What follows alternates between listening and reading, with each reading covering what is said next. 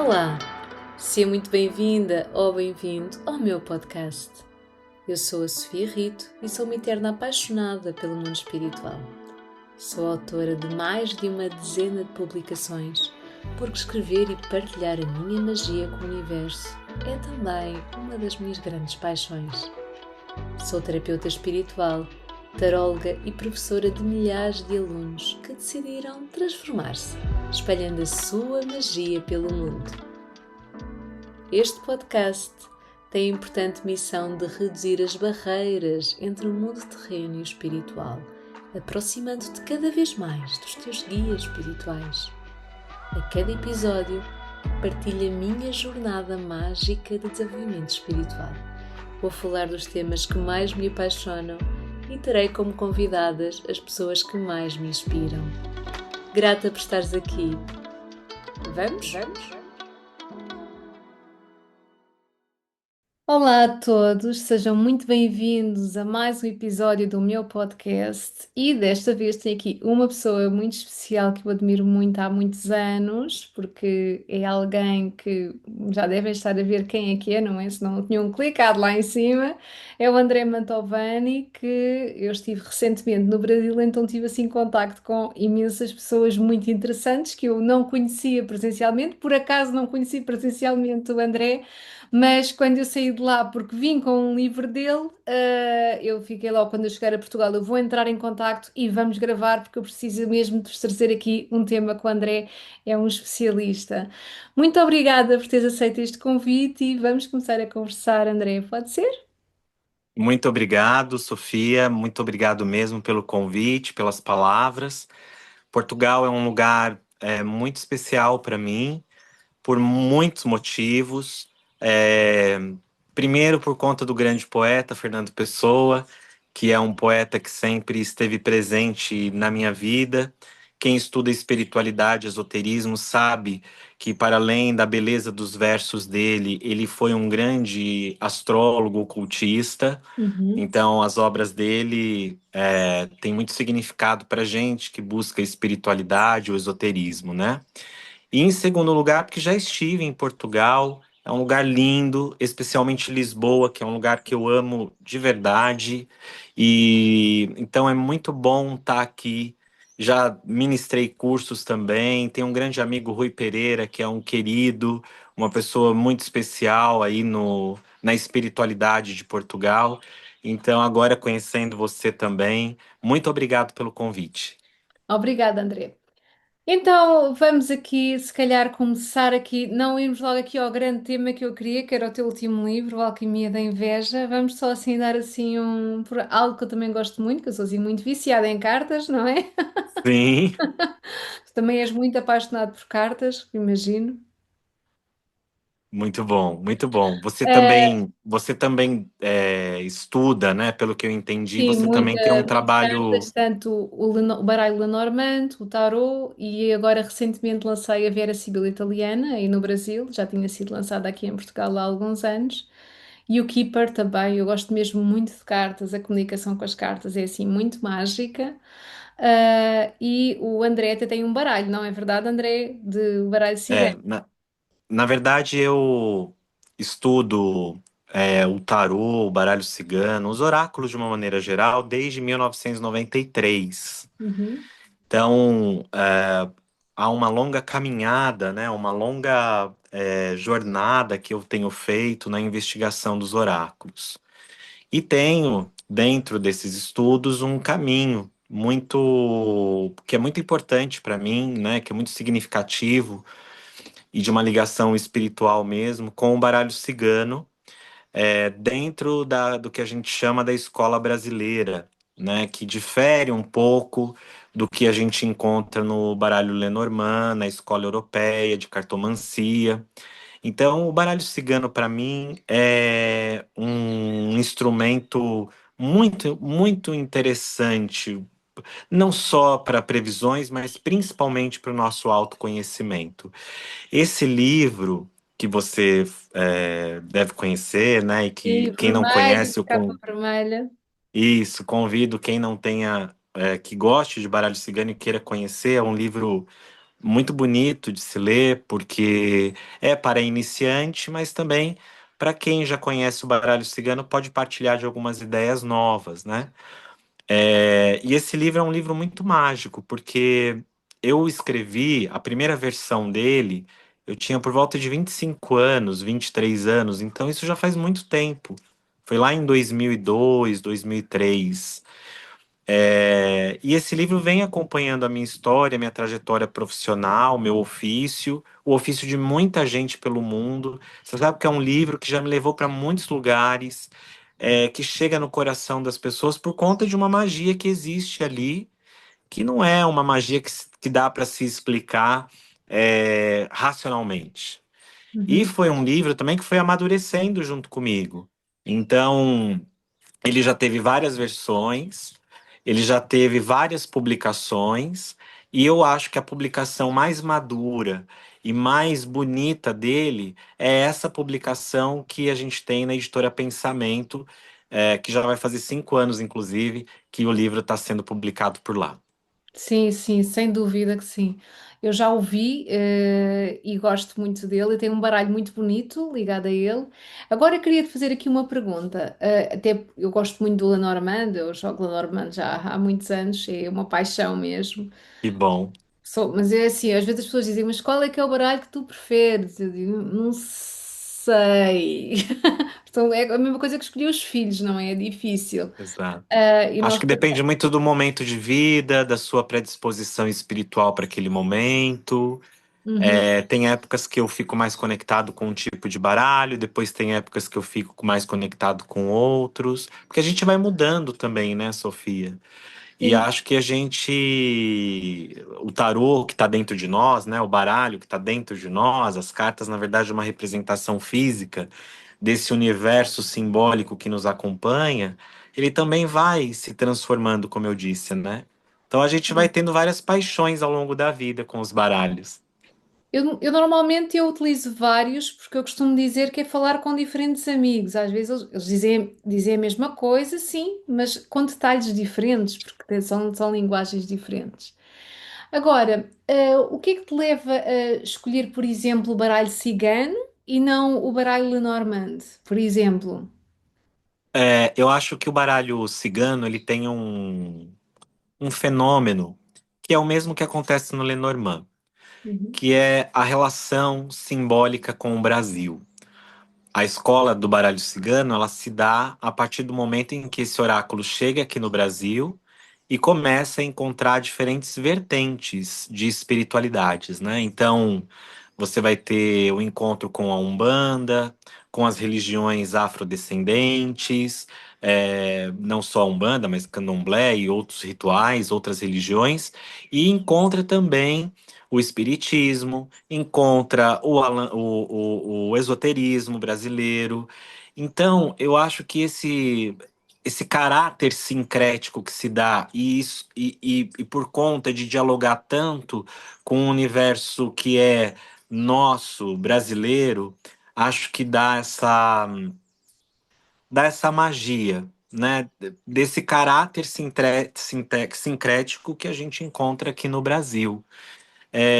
Acho que também a relação, a proximidade das figuras que são menos europeias e mais Uhum. perto dessa nossa brasilidade. Eu acho que por aí.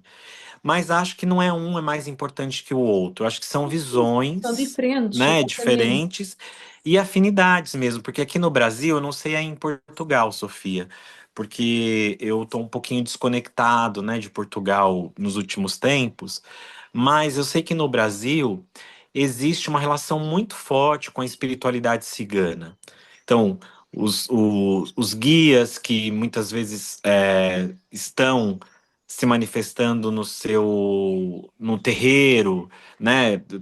Tem essa espiritualidade cigana dos rituais, tem uma coisa forte com a magia, com a história, com a cultura do povo cigano. E esse baralho cigano, inclusive, recentemente eu fiquei sabendo de uma coisa muito interessante.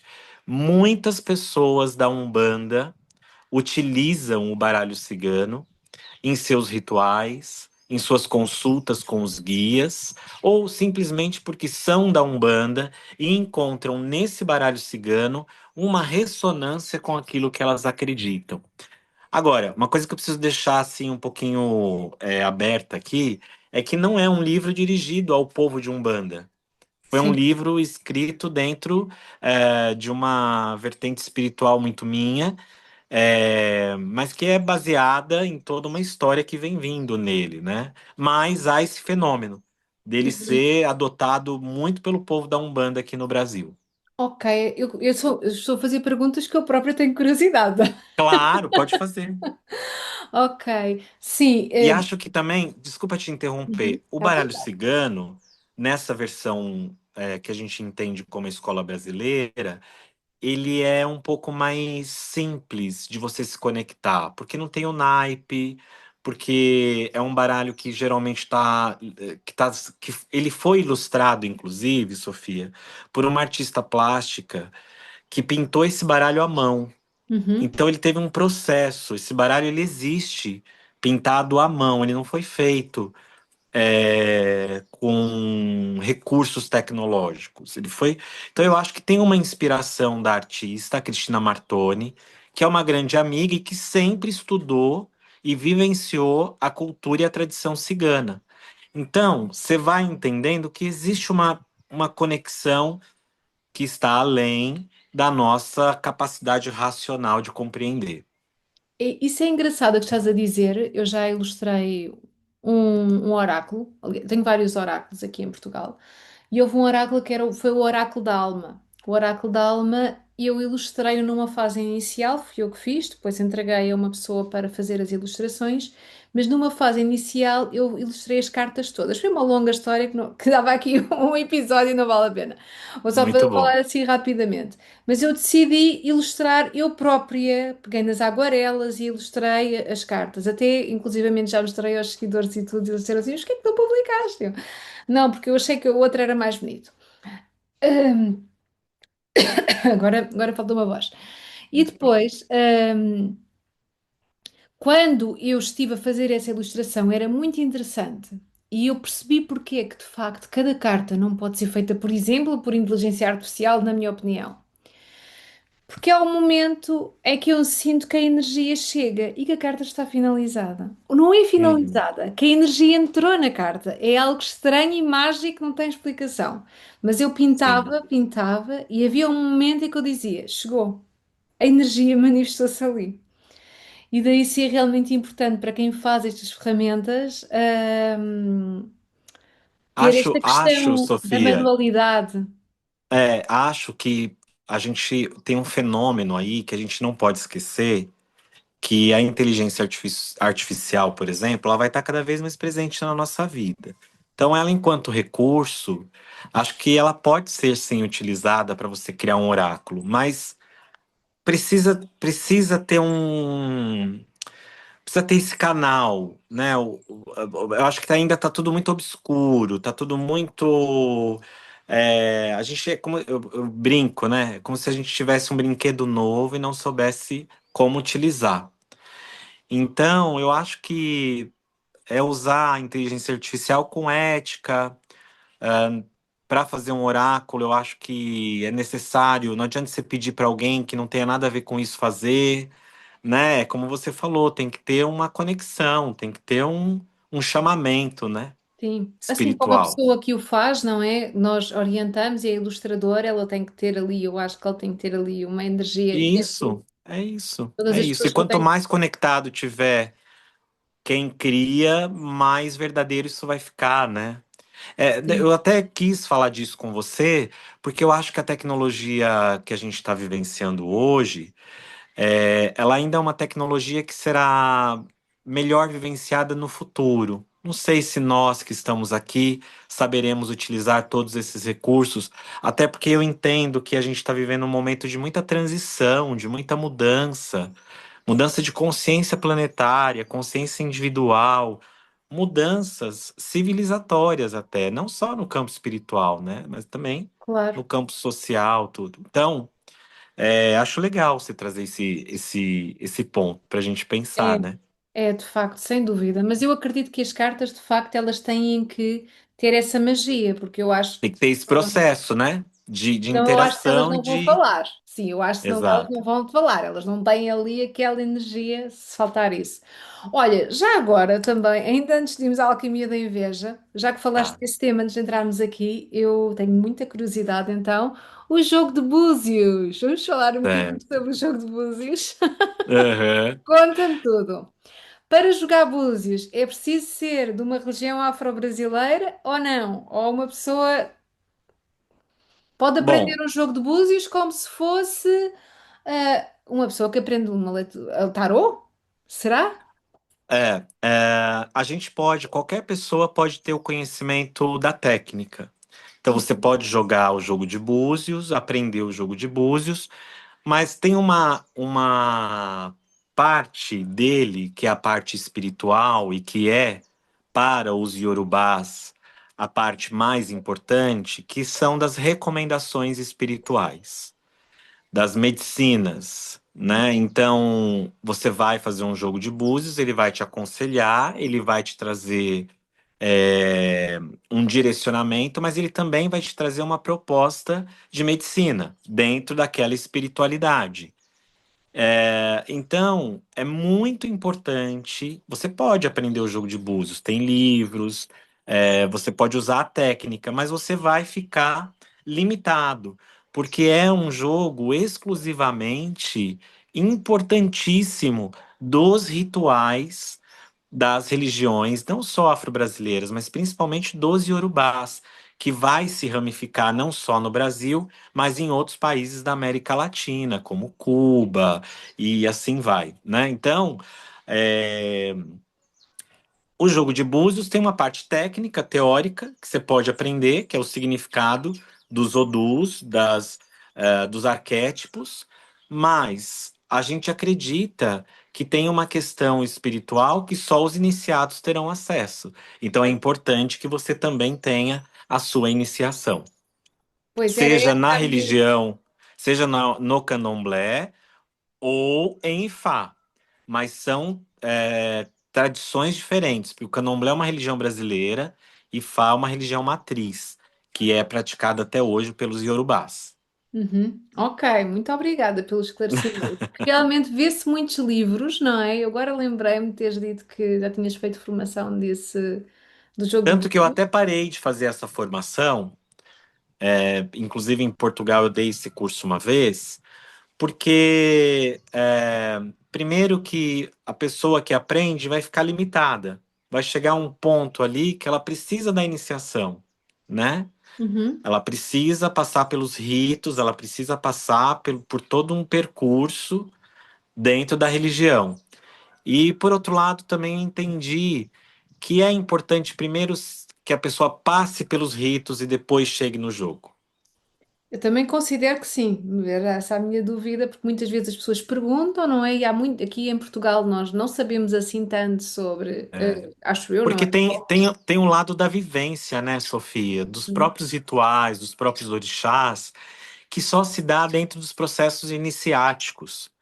Então, claro, o jogo de búzios, como eu disse, qualquer um pode aprender, mas tem uma parte mágica, ritualística, sagrada, que é muito profunda, que faz todo o complemento para aquele jogo, para aquela leitura, e que, se você não tem acesso a essa sabedoria, você não tem como praticar o jogo. Exatamente. E também toda aquela questão também espiritual, de abertura espiritual e de trabalho com os próprios guias espirituais dentro do Exato, mar. exato, porque você precisa entrar em contato com essa energia, com os orixás, que é um contato que só se dá através dos processos iniciáticos. Ok, muito bem. Agora vamos então à alquimia da inveja, que é assim o tema que as pessoas. Foi o que te levou a me convidar aqui, né? Exato, embora os outros todos eu adoro tudo o que é espiritualidade, não é? Tudo. Alquimia da inveja, ok. Esse tema achei muito interessante, não é? Porque de alguma forma tu vais despir a inveja, não é? E mostrar o que é esta coisa da inveja, não é? Que muita gente às vezes condiciona imenso a sua vida, não falando da sua vida aos outros, porque tem medo que os outros, depois as coisas não se concretizam. E muitas pessoas, eu acho que este tema eu quis trazer aqui, espero que nos ouçam mesmo, que muitas pessoas nos possam ouvir, porque é algo que condiciona o dia a dia das pessoas, porque é algo que elas não veem e que de repente o medo que elas têm faz com que elas não consigam ser livres e não possam falar dos seus projetos. Por exemplo, vais de férias, não podes falar. Não mostres que tens isso, estás a construir isso, não faças, tens um projeto, não digas, porque senão vão-te tirar, porque têm inveja, porque isto e porque aquilo. É complexo, ok? Sim. Então, se puderes aqui dar-nos aqui um esclarecimento sobre isto da inveja, adoraríamos ouvir. Muito bom. A inveja é um mal universal, eu digo um mal, porque é um sentimento, ou uma emoção, ou uma energia, como você queira chamar, que destrói relações, que mina projetos, que destrói os sonhos de muita gente. Então é uma energia bastante complexa, como você disse, mas é uma emoção, um sentimento que está em todo ser humano. Eu, você, quem está nos assistindo, todos nós vamos sentir inveja ou já sentimos inveja. O que acontece? Por ser algo que carrega também muito da nossa moral e da nossa ética, porque nós crescemos numa sociedade que diz assim: se você sente inveja, você é uma pessoa do mal, você é uma pessoa sem nenhum escrúpulo moral, né? Então, a gente cresce também entendendo a inveja como um tabu. Eu gosto de falar disso inicialmente, porque para a gente poder discutir a inveja, primeira coisa, precisamos tirar o tabu. Vamos falar de inveja, é necessário falar da inveja, tirar essas máscaras de que ela seja somente algo destrutivo, ruim e que não há nada a se fazer com ela. Então, durante muitos anos, atendendo as pessoas, eu ouvia coisas do tipo, você também, como atende as pessoas, deve ouvir também. Ah, eu perdi meu emprego por conta de inveja. Ah, o meu relacionamento não deu certo por conta da inveja. Ah, meus caminhos estão fechados por conta da inveja. Porque, de alguma maneira, a inveja me ajuda a terceirizar os problemas. Quando eu falo que o outro tem inveja, eu já não tenho mais nenhum compromisso com aquela situação. Eu tiro a minha responsabilidade. E pensando nisso, Sofia, eu falei, eu preciso falar sobre esse tema, eu quero entender esse tema. Quando a gente escreve um livro, eu acho que primeiro a gente escreve pra gente, porque a Uhum. gente está naquele processo de entender aquele assunto, de mergulhar naquilo. Você não escreve, não fala pro outro. Primeiro você fala pra você. E quanto mais você fala disso pro outro, mais você tá falando pra você também, né? Então, foi muito importante, foi muito transformador o processo desse livro para mim, e eu acho que é por isso que chega com tanta verdade no coração das pessoas. E aí eu fui entender e fui pesquisar o que era inveja. O que tem se falado da inveja na história da humanidade? Para as religiões, para a psicologia, para a filosofia, o que que a gente encontra sobre isso? E aí a gente encontra muitos manuais, muitos livros, ensinando rituais contra a inveja, ensinando como você se livrar da inveja do outro. E aí, nesse livro, eu falei, não, mas eu quero falar da inveja que a gente sente, desse sentimento que vai brotar no nosso coração de maneira silenciosa. Bom, foi uma investigação muito legal, muito rica, e eu descobri com esse livro que dá para se fazer uma alquimia, que dá para se transformar a inveja em algo bom, principalmente a inveja que a gente sente, que vem disfarçada de muitas maneiras. Você pode achar que você não sente inveja, mas ela vem de uma maneira muito disfarçada, quando você se sente diminuído, quando você se sente incapaz, quando você vê algo de bom que alguém realizou e aquilo desperta uma competitividade em você, quando você se sente triste por não ter alcançado algo que alguém alcançou. Tudo isso é um sentimento da inveja que está ali disfarçado. E que se a gente não tomar cuidado, isso vai nos engolir, vai virar um monstro e vai trazer muitos prejuízos para as nossas relações. E a inveja nasce da comparação. Nós nunca vivemos um tempo de tanta comparação como hoje. eu abro as redes sociais, eu consigo comparar a minha vida com pessoas que talvez, se não existissem as redes sociais, eu jamais iria me comparar. Então, nós vivemos, Sofia, talvez um dos tempos de mais inveja que a humanidade já viveu. Porque a inveja vai nascer sempre da comparação. Pois olha, verdade, completamente verdade. Eu achei mesmo muito interessante aquela questão de mostrar, não é, a partir do pressuposto que todos nós e todos nós sentimos inveja em algum momento e em vários momentos da nossa vida, e de pensarmos também como é que na minha opinião, claro, nós vamos também atrair mais inveja quanto mais nós sentimos e quanto mais nós também nos sentimos diminuídos, não é? Eu Isso. acho que a É inveja como temos. um rádio que você vai sintonizar. Exatamente. Eu acho que, de alguma forma, a questão de nós temos que trabalhar é. Eu acho que a inveja se combate através da nossa transformação e creio que também foi isso que passaste no livro da Alquimia da Inveja, não é? Quando a gente fala assim, eu reconheço que a inveja existe em mim, em você, em todo mundo, então eu tô entendendo que isso existe em mim, que eu preciso me trabalhar espiritualmente, criar uma vida com um propósito, porque assim, por que que eu me comparo tanto com o outro? É a primeira questão que a gente tem que perguntar, Claro. né? Se eu me comparo tanto com o outro, é porque eu não tô tão sintonizado comigo, com a minha essência, com a minha alma, com o meu propósito, com aquilo que eu vim para realizar, né? Então eu tô vazio de mim, porque eu me preencho com o outro, eu me preencho com a história do outro. E a grama do vizinho, aqui no Brasil a gente fala isso. Não sei se aí em Portugal se diz esse ditado. A A grama do galinha. vizinho sempre parece mais verde, mais bonita, E nós usamos né? galinhas. A galinha do vizinho é Ah, sempre melhor do que a minha. exato. Então olha aí, né? Temos uma boa comparação. E então, quando eu falo de alquimia no livro, eu estou falando dessa alquimia interna. E aí a gente vai buscando recursos. Primeiro, entender e identificar qual é o tipo de inveja que se manifesta para mim. Então, tem a inveja depressiva, que é aquela inveja que a pessoa paralisa a vida dela por conta da realização do outro. Ela se deprime, ela se entristece, ela se angustia com o que o outro realiza. Ela paralisa a vida dela.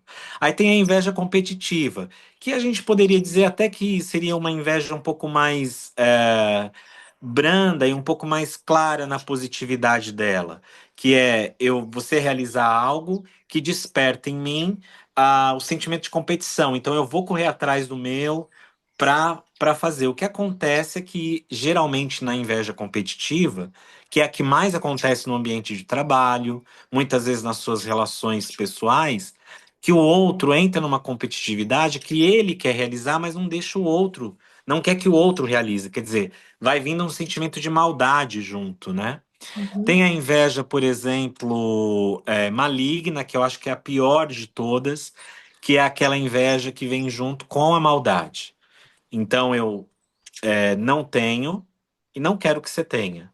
Eu não realizo e não quero que você realize. E vou fazer de alguma maneira um movimento energético, de ação prática, para que você não realize. Ou seja, eu vou sabotar o seu caminho. Então a gente precisa identificar onde é que está a nossa inveja. E aí a gente tem que buscar a criatividade, a inveja criativa. Bom, peraí, a Sofia.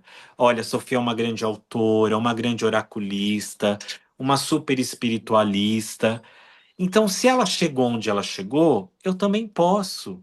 Então, peraí, dentro do que eu faço, dentro do que eu realizo, o que eu posso fazer para ter um lugar ao lado da Sofia?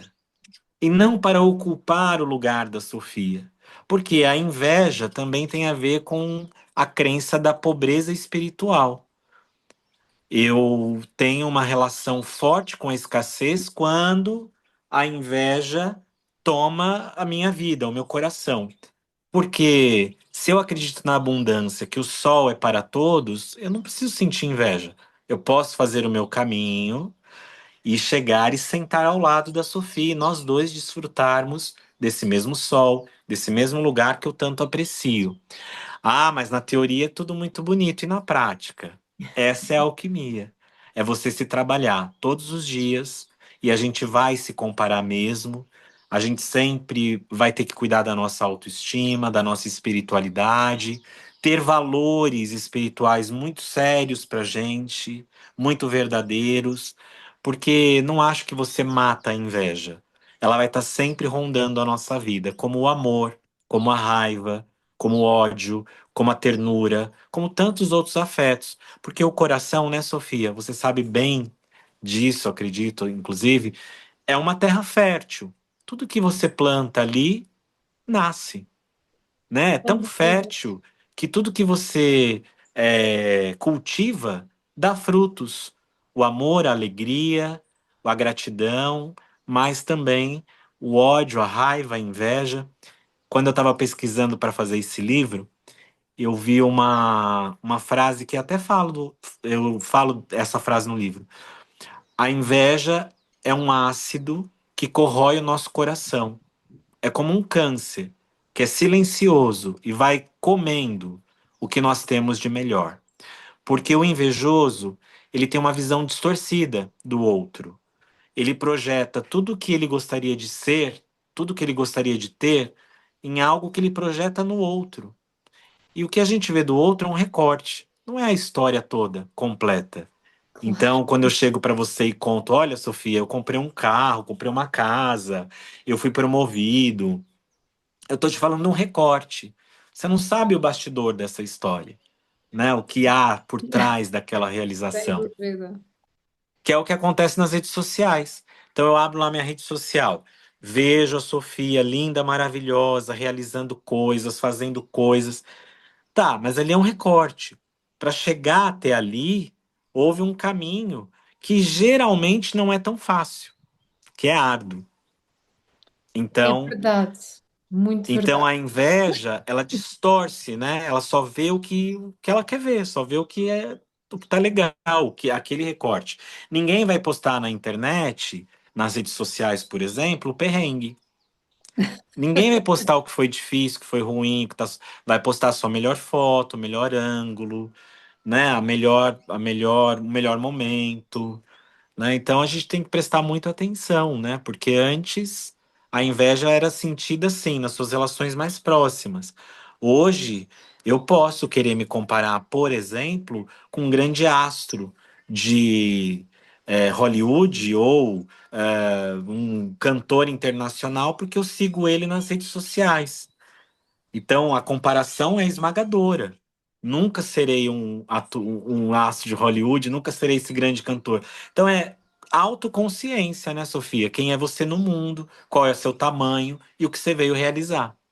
É isso mesmo, e temos que ter essa consciência para também atrairmos acontecimentos dessa vibração e não aqueles acontecimentos, não é? Quando muitas pessoas têm inveja de nós temos que pensar em que medida é que eu também revelo aqui inveja, não é? Onde é que eu estou? O que é que eu Isso. sinto em relação a uma certa pessoa, a alguém, não é? E olhar para essa pessoa, por exemplo, nas redes sociais, há muito aquela questão do observar o trabalho do outro, às vezes até sem seguir, só para ver, meu Deus, já viram, ela conseguiu fazer isto, ou esta pessoa como é que conseguiu fazer, não é? E Sabe o olhar que eu e costumo pensar, dizer, Sofia? Que a inveja hoje em dia tem arroba e te segue. Você não pode esquecer disso.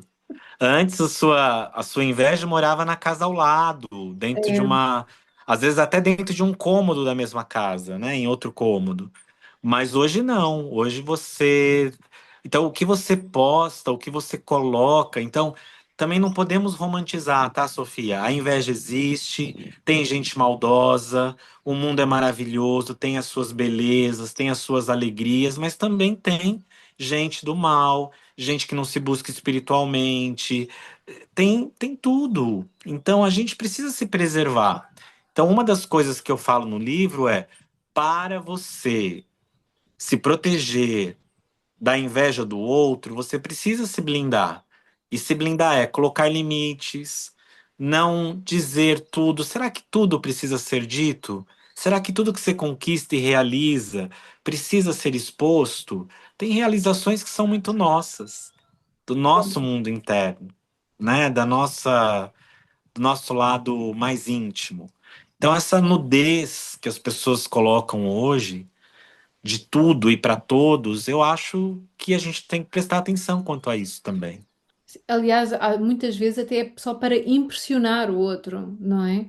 Eu recordo-me há uns bons anos, há muitos anos já, que eu tinha uma cliente que tinha postado como se estivesse muito feliz num sítio e eu fiquei muito feliz por ela realmente e disse-lhe: Opa, finalmente via feliz e estava bem. E ela vira-se e diz: Não, estava péssima. Eu fiz isso para os outros É, verem. Eu é continuo isso. péssima. E eu fiquei É assim. isso. Às vezes você olha uma pessoa viajando o mundo ou numa viagem dos sonhos, fala, nossa, que incrível! E a pessoa foi horrível a viagem, tá com dívida por 2 anos para pagar aquela viagem. Então, de novo, a inveja distorce o nosso olhar e é isso que a gente precisa cuidar. Exatamente. Então, quais é que são assim as principais recomendações para pessoas que sentem que estão mergulhadas, que isto acontece, não é? Sabes disso? Para pessoas que dizem que sentem que estão submersas em inveja e que não sabem como é que hão de resolver esse problema. Quais são assim, tipo assim, uns conselhos diretos para estas pessoas, para as ajudarmos, assim no direto? Bom, eu quero frisar, quero deixar bem claro que não dá para romantizar a inveja. Tá? Uhum, Não existe a inveja boa. O que existe que você pode fazer com isso, né? A inveja é aquela pontada no peito e ela não vem de uma maneira legal. Então, existe inveja no trabalho, existe inveja na família, existe inveja entre amigos, existe inveja até em quem é casado e namora. Então, temos que cuidar, temos que prestar atenção para não deixar que a inveja seja algo corrosivo para as relações. Então, primeira coisa é tentar reconhecer em você onde está a inveja. Onde está a inveja em mim? O que que eu faço com isso em mim? A partir disso, buscar recursos, sejam recursos de autoconhecimento, sejam recursos de práticas espirituais, meditações, banhos, rituais, não só para exorcizar a inveja que vem do outro, para exorcizar a sua própria inveja. Quando uhum, a gente vai fazer um ritual, por exemplo, de proteção, quando a gente vai fazer um ritual de banimento, de exorcismo de uma energia, a gente não vai exorcizar só o que está no outro, mas o que está na gente também. Tirar um pouco esse romance de que só o outro é ruim, eu sou bom. Né? Aqui no Brasil, a gente fala, ninguém é bom, só você que é, né, alecrim dourado. Porque alecrim dourado é uma sim, expressão sim, que a sim, gente usa sim. de alguém perfeito, alguém é, maravilhoso. E todos nós temos luz e sombra. Então, é reconhecer isso em você, buscar suas práticas espirituais, colocar limites nas relações, porque às vezes, Sofia, a gente reconhece a inveja do outro, porque existe, mas como é que a gente faz isso numa relação de pai e filho, de mãe, de irmãos? Às vezes você tem um amigo muito querido e ele é invejoso. Então, passe a colocar limites. Será que precisa saber de tudo que você faz, que você tem, né? Agora, inveja do que você é, se você é uma pessoa alegre, às vezes as pessoas invejam a gente por isso, né? Ah, Por ser muito. alegre, por ser bem-humorada, por ser uma pessoa carismática, né? Essas pessoas que aparentam ser muito bem-sucedidas, né? Tem gente que tem isso. Às vezes a pessoa não tem R$ 1, 1 euro no bolso, mas ela tem uma luz, ela tem uma energia que onde ela chega se expande. Essas pessoas serão invejadas também por aquilo que elas são, não por aquilo que elas têm. Então é cuidar sempre, buscar dentro das suas práticas espirituais, religiosas, caminhos de proteção, mas também entendendo que esse, essa energia vai estar presente em todas as relações. Uhum, sem dúvida que sim. Já agora, dentro daqui do tema, qual é que é a tua opinião sobre aquele amuleto, o olho turco? Pois é, que inclusive é a capa do livro, né? É, eu, eu amo aquele olho grego, olho turco, olho grego, Olho grego, depende muito da região como é chamado, mas eu acho muito importante a gente ter os amuletos. Por quê?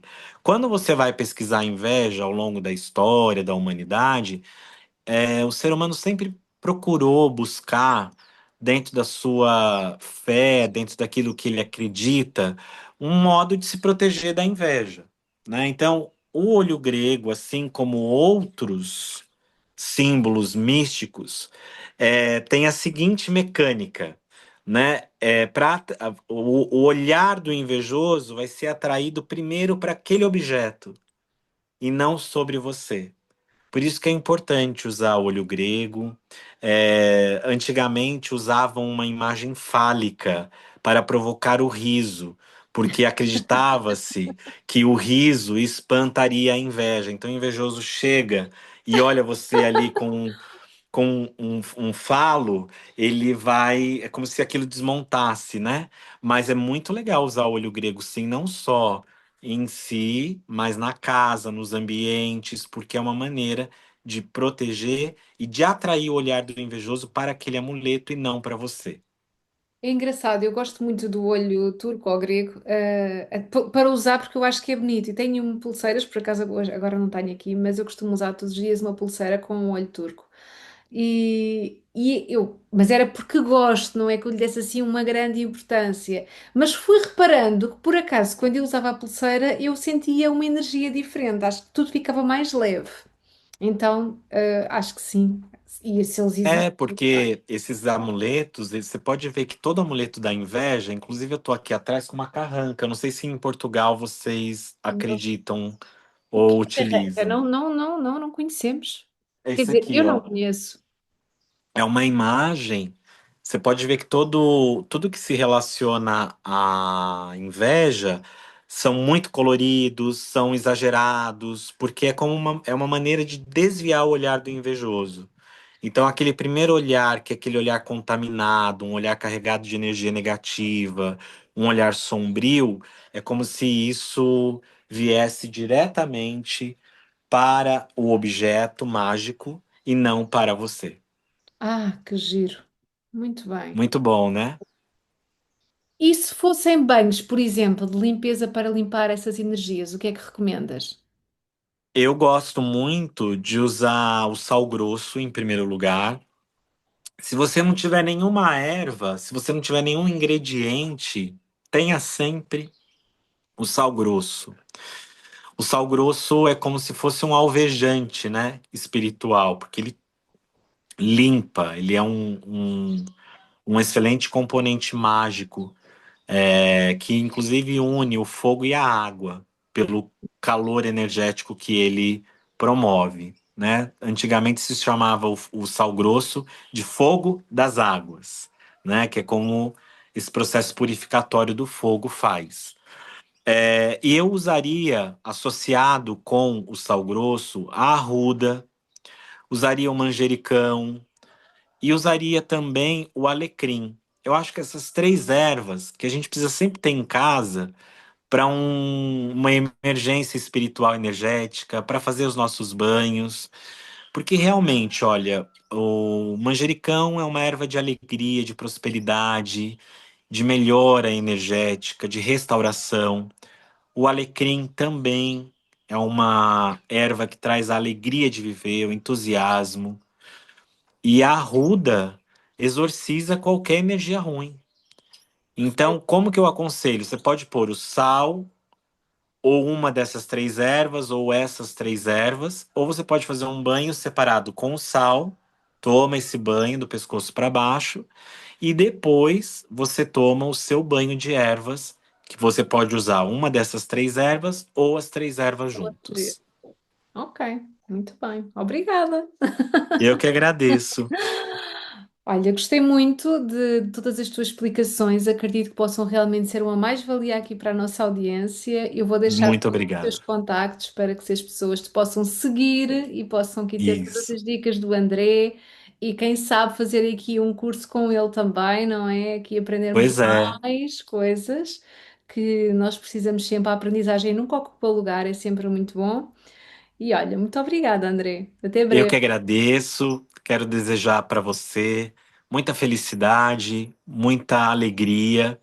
E uma coisa, Sofia, que eu não falei durante o nosso papo, mas acho muito importante a gente falar para sua audiência, é que um dos antídotos mais poderosos contra a inveja e contra a infelicidade é a gratidão. E a gratidão genuína. Porque por mais difícil que a nossa vida esteja, por mais problemas que a gente possa atravessar, sempre terá algo a agradecer. Então, se você não quiser fazer os banhos, se você não quiser fazer um processo profundo de autoconhecimento, comece a colocar gratidão na sua vida. Isso vai fazer toda a diferença. Então, que a sua audiência tenha sempre muita gratidão, porque a gratidão desperta prosperidade, nos leva para a felicidade e afasta a inveja também. Sem dúvida, eu sou muito pró-gratidão, sempre. Eu acho que é mesmo o segredo para. Eu até costumo dizer que é melhor agradecer antes que a vida nos mostre que temos motivos para isso, não é? Porque É depois a isso. vida arranja forma de nos mostrar que, na verdade, temos muito para agradecer, não é? E você sabe que o livro da inveja surgiu depois de eu falar e escrever sobre felicidade. Porque muitas vezes as pessoas não são felizes ou não encontram sua real felicidade por se perderem na inveja, na ingratidão, na falta de contentamento pela vida. Então, pessoas mais felizes são menos invejosas. Canalizar a energia para os nossos objetivos, para os nossos sonhos e não canalizarmos a energia a olhar para o outro, para aquilo que o outro tem, que nós não temos. O que o outro tem ou É. não tem, não nos interessa nada, não é? Cuidar da sua grama, das suas galinhas, Exatamente. tratá-los para que fiquem bem, para que sejam produtivos, para que você tenha alegria com o que se realiza, com o que você cuida. Perfeito, as galinhas gostam de grama. Está Isso, lindo. tá tudo certinho. Brasil e Portugal unidos. Olha, muito obrigada, Andréa. Um grande beijinho e até breve. Até Beijo. à Até próxima. breve. Obrigada a todos. Obrigada. Obrigado.